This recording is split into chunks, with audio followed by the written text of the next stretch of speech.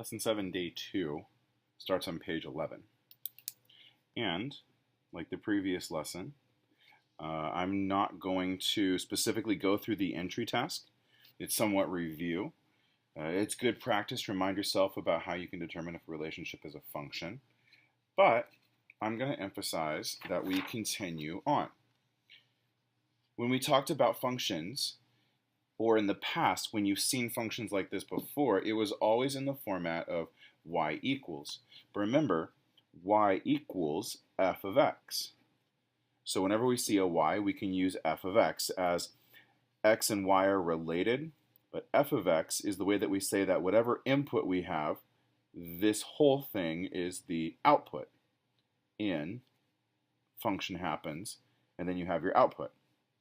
So if we're given the function y equals, we can really just say that as f of x equals 2x plus 1. And so what that means for us is that if we have an x choice, we can take that and plug it into the function wherever an x is located. Use parentheses, especially to help you support mathematics of the negative. 2 times negative 3 plus 1. When we simplify that, we get negative 5. So negative 3 goes to negative 5. And we'll fill out the rest of the table in this manner. So f of negative 1 is 2 times negative 1 plus 1. 2 times negative 1. There we go. Hold on a second. Let me check my math here for a second. I agree with that. We're skipping. Negative 1. Okay. F of 0 equals 2 times 0 plus 1. You know what? This just really highlights this right here is the y-intercept because, or the location of the y-intercept. 1 is the y-intercept. Remember, it's a linear function. So mx plus b, this would be b from the function. These other two is kind of like thinking about evaluating functions in reverse, more like solving to determine the value of x if f of x equals 3. Well, that means 2x plus 1 equals 3. So instead of putting this value where x is located, we're going to make f of x, y equals f of x.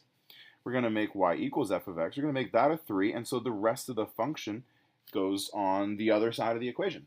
3 equals 2x plus 1. Solve, solve, solve. We get 1 equals x. It continues again with 5. F of x equals 5. Well, f of x equals 5 and f of x equals this, 2x plus 1. So they must equal each other. And subtract, divide, 2 equals x. In the last cell, it's up to you to make up your own number. I guess because we skipped negative 2, I'm kind of curious to see what would happen if I plugged in a negative 2. So f of negative 2 equals, okay, again, x is the number that I know. So wherever there's an x in the equation, I'm going to put a negative 2 there.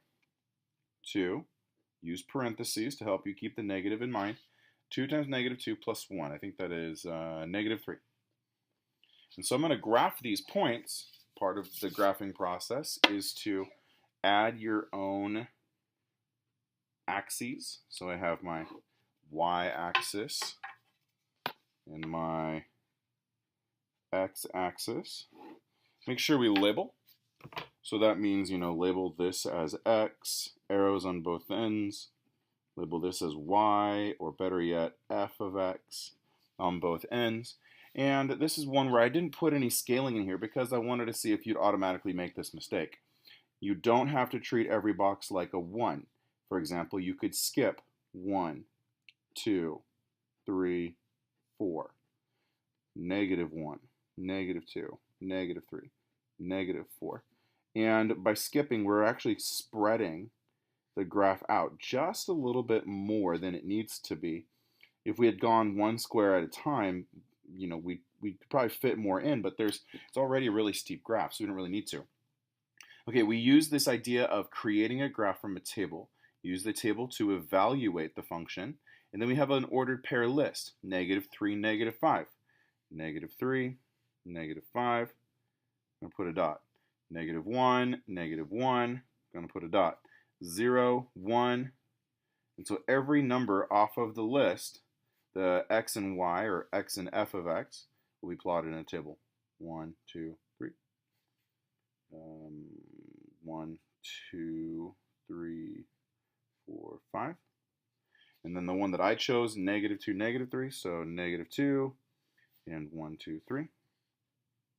You know what? Look at that. They all make a line. So I'm going to put a smooth curve, which in this case, because it's linear, a smooth curve is a straight line for this problem. We're going to put a smooth curve through all the points. And label the function, label the line itself. This is the line f of x equals 2x plus 1. But wait, there's more. So we know that this graph passes the vertical line test, right? Vertical line test. And example 2 kind of talks about that, like the vertical line test right here. Boom. Maybe that's a homework problem you need to do. And by homework, I mean you need to do it. So practice that one. But what if we considered, taking this table and moving to the next one, switching the x and y's, make the table be flipped. Okay. First of all, page 13. Next page. And if we switch x and y, then from a table or from a list of points, it looks something like this. Instead of the 0.24, now it's the 0.42. Instead of the 0.59, now it's the 0.95. And 7, -3. And 9, -2. Uh-oh. Well, in the first case, this was x and y, but now this is x and y. So we're really talking about something that's a one-to-one function, where x gets one value, y gets one value, and it's always the same idea of there's no way that you have a y that has two separate x's. It doesn't always have to be, but we talk about restrictions on functions like we talk about restrictions on numbers, like a rational number versus an irrational number or a real number. So xy, xy, xy. Here is the x equals 9, so 9 is going to 5. And here x is 9 and 9 is going to -2. No, this is not a function. 9 goes to 9. I'm going to write some words, I guess, and maybe make that actually look like a 9. 9 goes to 5 and question mark -2. Wow. Okay. We can do the same thing in any other case. If you take the 1, 2 and switch it, it becomes 2, 1. And the same thing is true. And you know what? If there's a 1 there and a 1 there, well, I don't know. Let's keep going. 12, -4. So far, so good. 5, 1. So far, so good. Oh, I know. This is not a function, x of y. But, or I'm sorry, y of x. But it is when we switch them, because now instead of having the one where the x is located, now the one is where the y is located. And so, yes, this is a function. I'll just finish it out. 3, 2. The x's never repeat. Up here in the original list, they did. They were y's, but now they don't. Okay, keep going. We can do the same with the table. We can switch the x's and y's. By doing so, we're checking if when you switch the values, you get the same things. You know what? I think you get the idea. Let's make this one homework. Not extra practice. Homework. Page 14. So we can kind of take this and do it piece by piece. In fact, in this function right here for A, on example 3, looking at a graph, it's kind of like you want to look at this one and twist it and maybe even like try to look through like the paper with it and try to see what the function looks like when it's been flipped and rotated. Tough to see. Maybe some patty paper would help, not that you'll have access to any right now. But the point is you can take every like good plottable location on the graph and make a list of its x and y's. Like this is 3, 5. And when you switch the x and y coordinates, you make 5, 3. Like this is 0, 3. So it switches to make 3, 0. This is -3, 1. So it switches to make 1, -3. And last of all, -6, -1. Switches to make -1, -6. We already have these points plotted, forming a line. Let's do the same thing with these. So 5, 3, 3, 0, 1, -3, and -1, -6. Put a smooth curve through them. So in this case, a straight line. And if you do the vertical line test, boom, boom, boom, boom, this line, this relationship is yes, yes, also a function. Passes the VLT, vertical line test. If we look at the next one, again, making and plotting points, looks like there's an ordered pair at -2, 4. So when you switch them, it would become 4, -2. There's another ordered pair at -3, 3. So it switches to become 3, -3. There's another ordered pair at -1, 3. I'm writing all over this. So it becomes 3, -1. And because I know it's what we call a parabola, which we'll study more in the next module, I know that I'm going to make this sort of U-shape or bell-shaped curve. So I'm going to plot 4, -2 and 3, -3 and 3, -1. And I make this sort of a shape. Smooth curve. Don't need a ruler for that one because it's not really a straight curve. But here we have the bell shape kind of on the side, right? Twist it around. This is not a function. Doesn't. Vertical line test doesn't work. It crosses. Doesn't pass the vertical line test.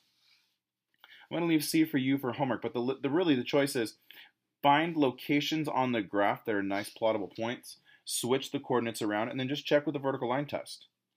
You know what? There's a comment here. Since we're switching x and y, and when it's the way that it normally is, that's the vertical line test, but we switch it again. So I wonder if you could just check it with something called the horizontal line test. If we did something like this, switching x and y would be fine. If we did something like this, nope, we would cross in 2 locations, so it doesn't work. And so we can tell if we're going to be finishing the conversation of switching x and y coordinates that a horizontal line test would help check if you have a function when you switch the x and y coordinates. Nearly done. Got a couple more problems here. Let's take a look at this one.